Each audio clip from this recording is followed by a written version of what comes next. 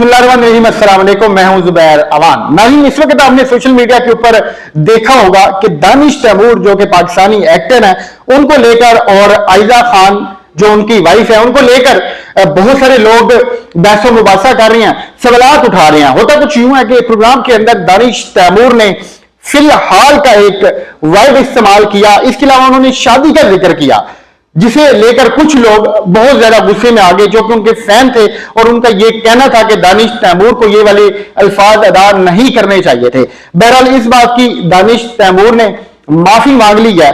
एक मर्द 4 शादियां कब कर सकता है, किन सूरतों में उसके ऊपर 4 शादियां जायज होती हैं, फिर बीवी के होते हुए जिसके साथ वो अच्छी जिंदगी गुजार रहा है, जिसके साथ वो खुश जिंदगी गुजार रहा है, उसके सामने जब मर्द ये बात करता है कि मैंने 4 शादियां करनी है या फिर मैं शादी करने लगा हूं, तो उसके दिल पे क्या गुजरती है या फिर उस बीवी के क्या हकूक बनते हैं।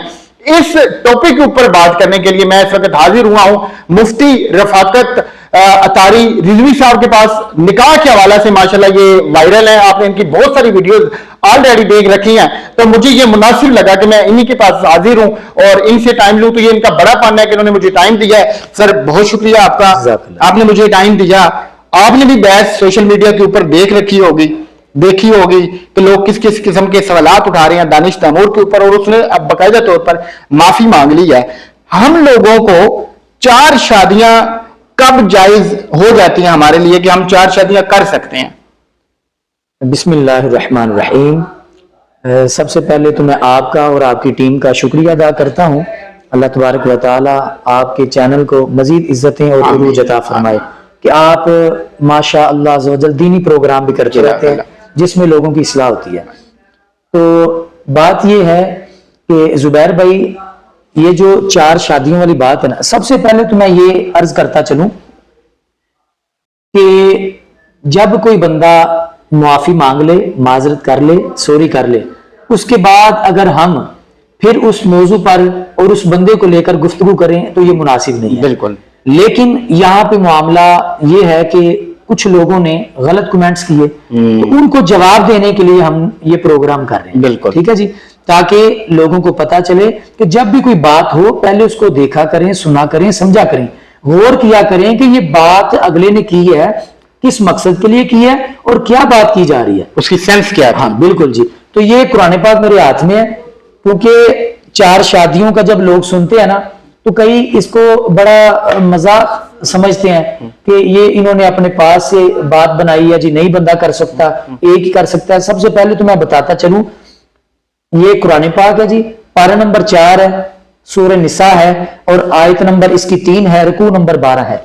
इसमें अल्लाह तबारक व तआला ने, ये कुरान पाक मेरे हाथ में है, अल्लाह तबारक व तआला ने मर्द को 4 शादियां करने की इजाजत दी है, लेकिन उसकी भी कुछ सूरतें हैं। क्या सूरत है जी?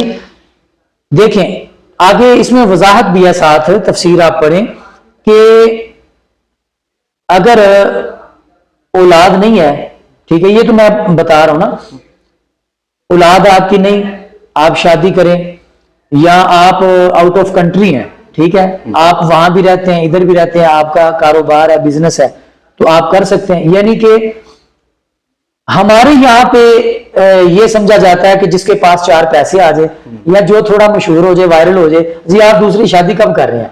देखें कि अगर आप इंसाफ नहीं कर सकते, कुरान पाक के अंदर क्या लिखा है, अगर आप इंसाफ नहीं कर सकते तो एक ही काफी है, ठीक है जी।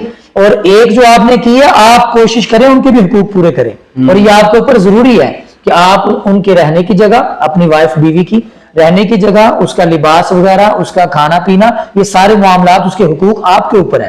बेशक। तो दानिश भाई ने जो बात की है, उन्होंने जो लफ्ज बोला है कि जी मुझे इजाजत है लेकिन मैं कर नहीं रहा, यानी कि उन्होंने ये बताया है कि मुझे इजाजत है, और ये हर बंदे को इजाजत है, बिल्कुल हर बंदे को इजाजत है।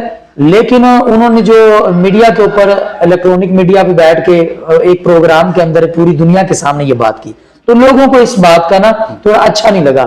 उन्होंने कहा जी इन्होंने ये क्या बात कर दी, तो क्योंकि हमारे यहाँ पे ये है कि जो बीवी है ना वो नमक मिर्च के साथ गुजारा कर लेती है, ठीक है, भूखा रह लेती है, लेकिन वो अपनी सौतन बर्दाश्त नहीं करती, तो कईयों को अच्छा नहीं लगता। और लेकिन ये सिर्फ बड़े सगीर में ही है, عرب ممالک میں دیکھیں وہ تو خود دوسری تیسری شادی کروا دیتے ہیں.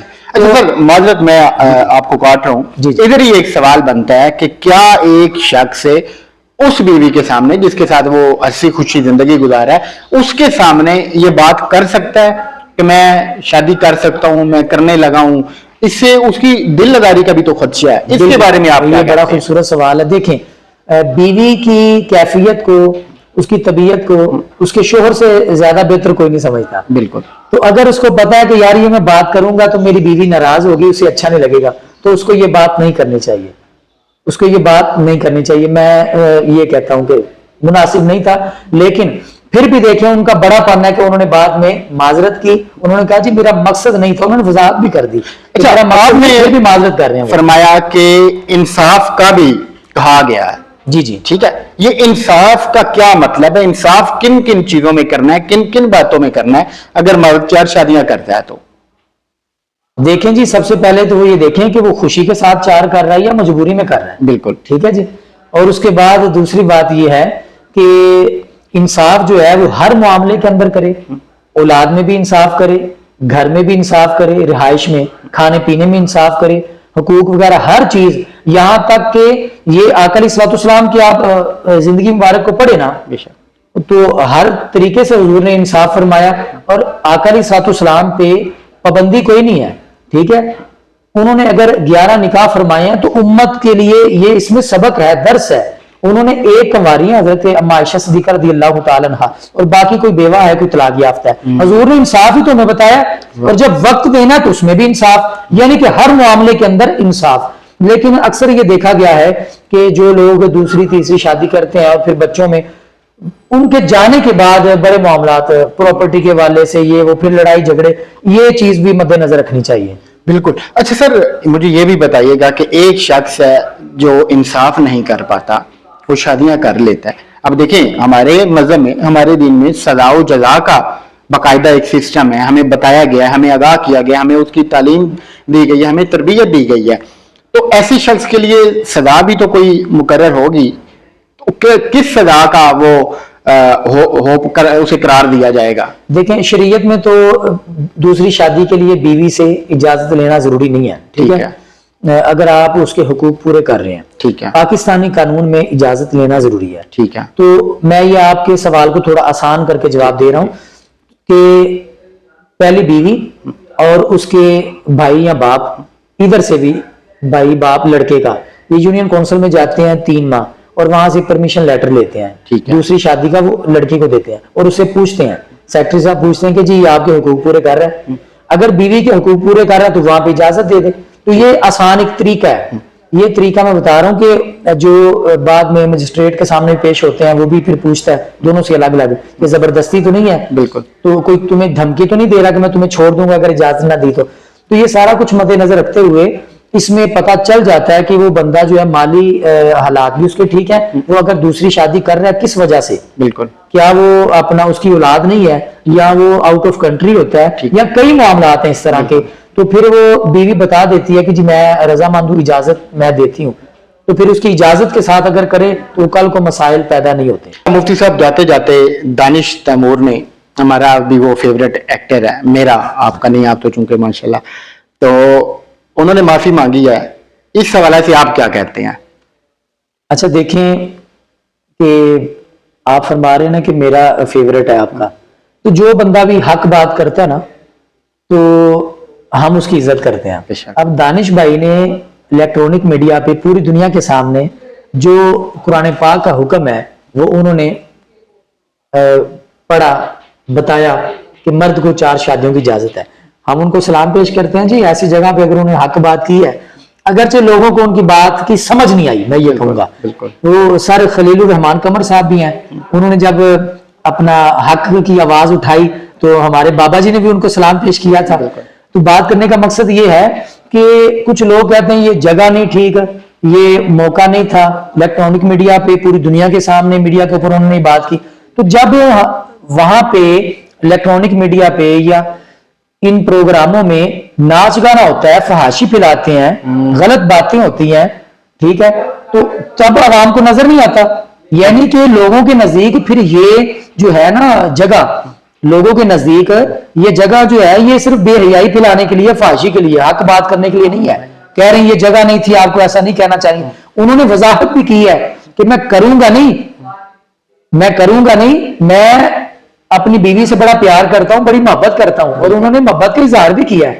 انہوں نے کہا جی مجھے اجازت ہے، یہ انہوں نے بتایا، اور وہ اجازت آپ کو بھی ہے اور وہ اجازت مجھے بھی ہے. تو ہم پھر بھی اپنا دانش تیمور بھائی کو سلام پیش کرتے ہیں. جی اللہ پاک آپ کو جزا دے. اگلے دن عورت نے، وہ جو ہماری بہن ہے جو اینکر ہے، انہوں نے پھر کہا جی دانش بھائی کافی زیادہ مجھے میسج آ رہے ہیں، کمنٹس آ رہے ہیں کہ جی یہ اپنا لوگ مجھے کہہ رہے ہیں ہم لوگوں کی وجہ سے یہاں پہ ہیں. تو دانش بھائی نے اگلی بڑی عقل مندی والی اور بڑی اچھی بات کی ہے. انہوں نے کہا بہن ہم لوگوں کی وجہ سے یہاں پہ نہیں ہیں، ہم اللہ کی وجہ سے یہاں پہ ہیں کہ اللہ جسے عزت دے. بے شک. تو اللہ پاک ہمارے دانش بھائی کو سلامت رکھے. جی ہمیشہ کوئی بھی ہے جو بھی ہے وہ حق بات جہاں بھی کرے گا، جس میدان میں کرے گا، ہم ان کو سپورٹ کریں گے، ہم ان کو سلام پیش کریں گے. بہت شکریہ سر آپ کا، آپ نے مجھے ٹائم دیا.